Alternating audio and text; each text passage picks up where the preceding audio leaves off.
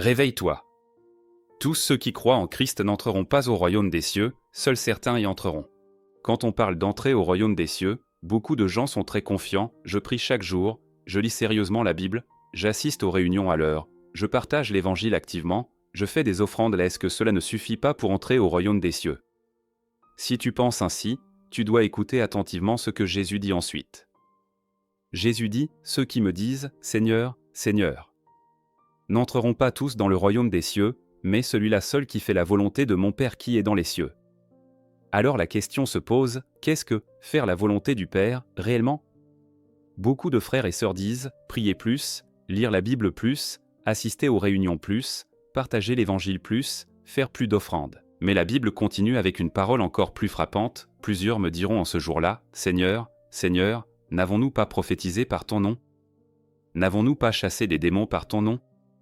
Et n'avons-nous pas fait beaucoup de miracles par ton nom?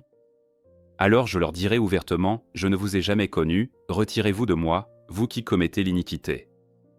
Fais attention, ces personnes ne sont pas des incroyants, mais elles prêchent, chassent des démons et font des miracles au nom du Seigneur.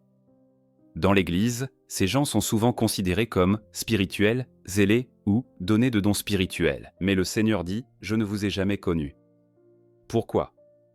Parce qu'ils avaient de bonnes actions extérieures, mais ne faisaient pas réellement la volonté de Dieu. Cette parole n'est pas seulement pour ceux qui font semblant ou qui péchent en secret, elle est aussi pour ceux qui sont confiants d'entrer au royaume des cieux. L'avertissement de Jésus est très clair, les pratiques religieuses extérieures ne signifient pas que l'on fait la volonté de Dieu.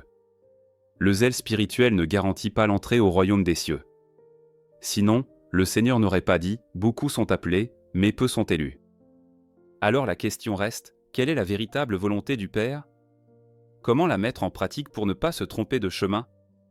Cela touche à une vérité profonde, qui concerne le destin éternel de chaque croyant. Si tu ne veux pas être quelqu'un qui croit depuis des années, mais qui entend un jour « je ne vous ai jamais connu », écris en commentaire « je veux comprendre » et partage ce message avec ceux qui te sont chers. Tu peux aussi m'envoyer un message privé pour rejoindre le groupe d'études en ligne. Apprendre la parole de Dieu et marcher sur le véritable chemin vers le royaume des cieux.